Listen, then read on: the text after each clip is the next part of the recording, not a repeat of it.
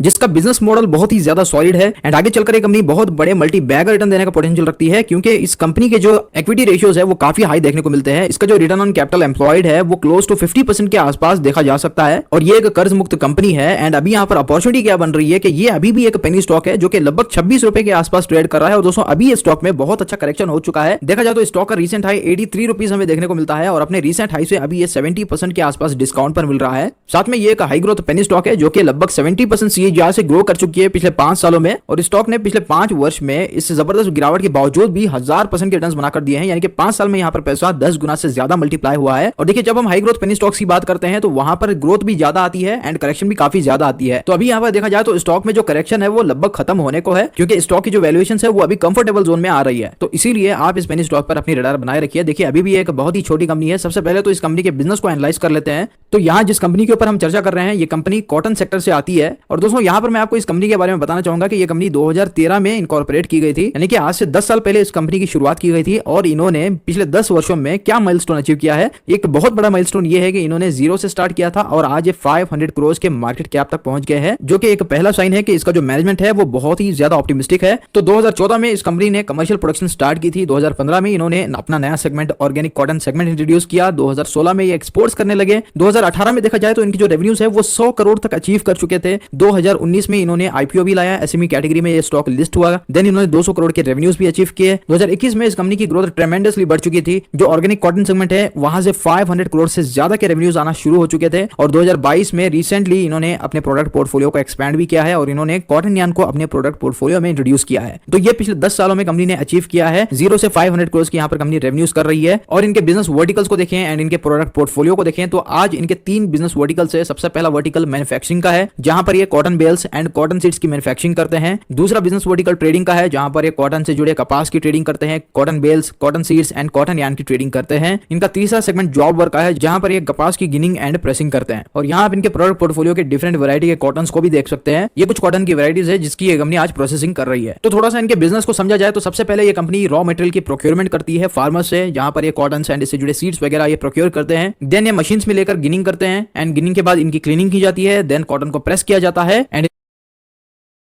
आज इस कंपनी के पास 87,600 मेट्रिक टन पर एनएम की कॉटन सीड प्रोसेसिंग कैपेसिटी है और इनकी खुद की 48 गिनिंग एंड प्रेसिंग मशीन्स है। और ये कंपनी ना केवल भारत में कारोबार करती है बल्कि ये एक्सपोर्ट्स भी करती है और आज 9 देशों को ये अपने प्रोडक्ट्स एक्सपोर्ट कर रही है। और जो मार्केट्स ये एक्सप्लोर कर रही है वो सारी की सारी कॉटन से जुड़ी इंपॉर्टेंट मार्केट्स है। यहाँ पर आपको बांग्लादेश देखने को मिल जाएगा जो कि अपैरल हब माना जाता है। दूसरे नंबर पर ये चाइना को एक्सपोर्ट्स कर रही है। Indonesia, Thailand, Vietnam, Europe, Morocco and Singapore, ये सारी की सारी इंपॉर्टेंट मार्केट्स है जो कि क्लॉथिंग के अंदर कामकाज कर रही है। एंड इनका जो बिजनेस है वो और भी तेजी से रफ्तार पकड़ सकता है, क्योंकि सबसे पहले तो हमें ये समझना पड़ेगा कि जिस तरह से लोगों की आय बढ़ती जा रही है, लोगों की इनकम बढ़ती जा रही है, उस तरह से लाइफस्टाइल भी चेंज हो रहे हैं। और क्लॉथिंग हर किसी की बेसिक नीड है। तो क्लॉथिंग के अंदर जो बेहतरीन क्लॉथिंग बनती है वो कॉटन के जरिए बनती है। तो इसकी जो डिमांड है वो हमेशा से रहने वाली है। इसी के चलते इस कंपनी का जो फ्यूचर है वो भी काफी ब्राइट हो सकता है। और देखिए आज ये कंपनी मात्र 10 स्टेट्स में अपनी प्रेजेंस बनाए रखी है और अभी भी काफी सारे ऐसे स्टेट्स है जिन्हें एक्सप्लोर करना बाकी है। तो यहाँ पर जो ग्रोथ है वो और भी ज्यादा आ सकती है। यहाँ आप इनके कस्टमर बेस को भी देख सकते हैं जो कि काफी ज्यादा स्ट्रॉन्ग है और काफी बड़े बड़े क्लाइंट्स हमें देखने को मिल जाते हैं, जैसे कि केपीआर मिल्स है, बादशाह ग्रुप ऑफ इंडस्ट्रीज है, एम्बर है, ईकॉम है। इसी तरह के और भी कई सारे आपको यहाँ पर मल्टीनेशनल कंपनीज भी देखने को मिल जाएंगी। तो ओवरऑल जो इनका क्लाइंट बेस है वो भी हमें काफी ज्यादा सॉलिड नजर आता है। तो दोस्तों यहाँ जिस स्टॉक के बारे में हम चर्चा कर रहे हैं उसका नाम अक्षिता कॉटन लिमिटेड है। और अक्षिता कॉटन एक मल्टी बैगर स्टॉक है जिसने पिछले 5 वर्षों में 1146% के रिटर्न्स बनाकर दिए हैं, यानी कि पैसा यहाँ पर 11 गुना से ज्यादा मल्टीप्लाई हुआ है पिछले 5 वर्षों में। और दोस्तों स्टॉक को जो रिसेंट टॉप था अगर वहां तक रिटर्न्स को नापा जाए तो लगभग 3400% के स्टॉक ने रिटर्न्स बनाकर दिए थे, यानी कि 1 लाख को स्टॉक ने 34 लाख में कन्वर्ट किया था। एंड अभी ये स्टॉक अच्छे खासे डिस्काउंट्स पर मिल रहा है, जैसे कि आप यहाँ पर देख सकते हैं। इसका जो टॉप है वो 83 रुपीज के आसपास हमें देखने को मिलता है और उन लेवल्स के कंपैरिजन में अभी ये स्टॉक 68% के डिस्काउंट पर मिल रहा है। और पिछले 1 महीने में स्टॉक के जो रिटर्न्स है वो न्यूट्रल हो चुके हैं, क्योंकि अभी ये स्टॉक कंसोलिडेशन जोन में चल रहा है और ग्रोथ के यहाँ पर और भी चांसेस है, क्योंकि अभी भी ये कंपनी बहुत छोटी है। 500 करोड़ का इसका मार्केट कैप साइज है। और दोस्तों ऐसी कंपनीज अगर 5000 करोड़ के मार्केट कैप तक भी पहुंच जाती है तो जो यहाँ पर पैसा है वो 10 गुना मल्टीप्लाई हो सकता है। एंड कंपनी की ग्रोथ कंसिस्टेंट रही तो ये कंपनी 5000 करोड़ का मार्केट कैप भी अचीव कर लेगी। तो इसके लिए कंपनी को चाहिए कि वो अच्छी खासी ग्रोथ के साथ आगे बढ़े। तो यहाँ पर आप देख सकते हैं 2018 में इनकी जो सेल्स थी वो 123 करोड़ थी, जो कि आज कितनी हो चुकी है, आज बढ़कर 576 करोड़ क्रॉस हो चुकी है। 2022 में जो इनकी सेल्स है वो 800 करोड़ से ज्यादा भी पहुंच गई थी, लेकिन रिसेशन के चलते, एक्सपोर्ट्स में थोड़ी सी रुकावटों के चलते यहाँ पर जो सेल्स है वो हमें शॉर्ट टर्म के लिए घटती हुई नजर आ रही है। लेकिन अगर लॉन्ग टर्म का होराइजन है तो इनकी जो सेल्स है वो पिछले वाले हाइस को भी ब्रेक कर सकती है। और यहाँ पर कुछ ग्रोथ ट्रिगर्स भी है, जैसे कि अगर कंपनी का ऑपरेटिंग प्रॉफिट मार्जिन बढ़ता है तो यहाँ पर कंपनी की जो प्रॉफिट्स है वो भी कंपाउंड हो सकते हैं। जैसे कि आप यहाँ पर देखिए 2021 में ये कंपनी 600 करोड़ की सेल्स कर रही थी, मार्जिन मात्र 1% देखा जा सकता है, तो जो ऑपरेटिंग प्रॉफिट बनकर आ रहा था वो मात्र 9 करोड़ था। अब देखिए 2023 में इन्होंने 576 करोड़ की सेल्स की है एंड जो ओपीएम है वो बढ़कर 4% हो चुका है। तो देखिए 600 करोड़ पर सेल्स कर रहे थे एंड प्रॉफिट 9 करोड़ था, और अभी 576 करोड़ की सेल्स कर रहे हैं तो जो प्रॉफिट है वो 21 करोड़ है। तो इस तरह से हमें कंपनी को एनालाइज करना पड़ेगा। अगर कंपनी का ऑपरेटिंग प्रॉफिट मार्जिन बढ़ता है तो कंपनी के प्रॉफिट्स भी बढ़ जाते हैं, एंड कंपनी के प्रॉफिट्स बढ़ जाते हैं तो अल्टीमेटली जो शेयर प्राइस मल्टीप्लाई हो चुके हैं। एंड इस कंपनी के फाइनेंशियल मैट्रिक्स को देखें तो देखिए सबसे पहले डेट टू इक्विटी देखा जा सकता है, 0.12 डेट टू इक्विटी देखने को मिलता है। 6.5 करोड़ का कंपनी के ऊपर कर्ज है जो कि बहुत ही कम है, एंड अभी इनके पास 8-8.5 करोड़ के कैश पड़े हुए हैं। तो इनके कैश के हिसाब से हम यहाँ पर कह सकते हैं कि ये एक कर्ज मुक्त कंपनी है, क्योंकि इस कैश के थ्रू ये अपने डेट को इजीली रीपे भी कर सकते हैं। दूसरी तरफ इसका जो आरओसी है वो 48% देखने को मिलता है, क्लोज टू 50% का आरओसी है, एंड जो आरओई है वो भी हमें 38.4% का देखने को मिलता है, जो कि काफी हाई है। और कॉटन सेगमेंट में अगर कोई कंपनी इस तरह से ग्रोथ करती है तो डेफिनेटली उसकी जो वैल्यूएशन है वो भी काफी महंगी रहती है। तो यहाँ आप इसकी वैल्यूएशन देख सकते हैं, जो इंडस्ट्री प्राइस टू अर्निंग है वो 29.8 टाइम्स है, जबकि ये स्टॉक 28 टाइम्स के पी मल्टीपल पर मिल रहा है, यानी कि इंडस्ट्री से अभी भी ये स्टॉक थोड़ा सा सस्ते दाम पर मिल रहा है। अर्निंग्स ग्रोथ रेशियो को देखें तो अर्निंग्स ग्रोथ रेशियो 1.5 टाइम्स से नीचे होना चाहिए। तो इसका जो करंट पैग रेशियो निकल कर आ रहा है वो 0.40 है, जो कि अंडर वैल्यूड स्टॉक्स की कैटेगरी में कंसिडर किया जा सकता है। और यहाँ आप स्टॉक का पिछले 5 साल का मीडियन चार्ट भी देख सकते हैं, जहां पर आप कंपनी की अर्निंग्स के साथ साथ वैल्यूएशंस को भी देख सकते हैं। स्टॉक का जो मीडियन पी रहा है वो पिछले 5 सालों का 49 टाइम्स रहा है, और अपने मीडियन पी से अभी भी ये बहुत सस्ते दाम पर मिल रहा है। इसका जो एवरेज पी निकल कर आता है वो 49 टाइम्स का है, जबकि ये स्टॉक आपको 28 टाइम्स के पी मल्टीपल पर मिल रहा है। तो वैल्यूएशन वाइज देखा जाए तो अभी ये स्टॉक अपनी कैटेगरी में अंडर वैल्यूड कंसिडर किया जा सकता है। देन जो कंपनी के रिजर्व्स है वो भी बढ़ते हुए नजर आ रहे हैं। 2018 में मात्र 1 करोड़ का रिजर्व था, जो कि आज बढ़कर 33 करोड़ तक पहुंच गया है, एंड ये कंसिस्टेंटली बढ़ते जा रहे हैं। और शेयर होल्डिंग पैटर्न को देखें तो अभी भी यहाँ पर जो मेजॉरिटी होल्डिंग्स है वो हमें प्रोमोटर्स की देखने को मिलती है, जो कि लगभग 70% के आसपास है। एफआईएस का जो स्टेक है वो देखने को मिलता है, जो कि 3.43% है, एंड जो पब्लिक स्टेक है वो 26.6% है,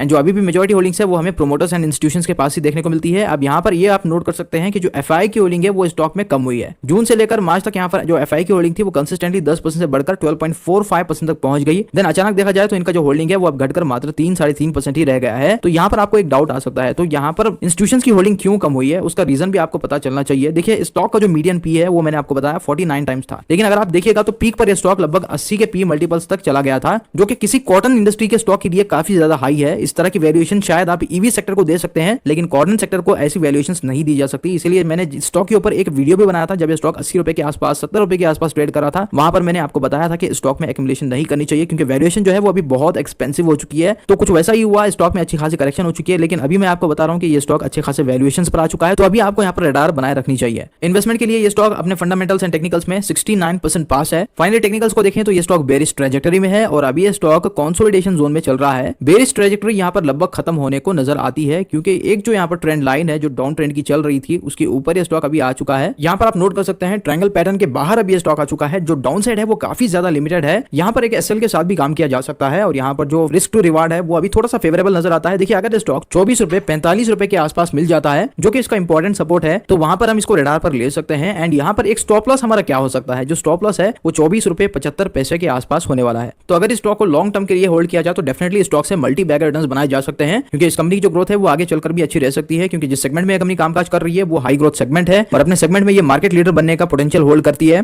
तो अक्षिता कॉटन पर आप अपनी रडार बनाए रखिए। तो आई होप आज का वीडियो आपको पसंद आया होगा। अगर एनालिसिस पसंद आया तो वीडियो को जरूर से लाइक कर दीजिए। चैनल सब्सक्राइब नहीं किया तो चैनल को सब्सक्राइब कर लीजिए। तो मिलते हैं अगले वीडियो में, तब तक अपना ख्याल रखिए। सी यू अगेन।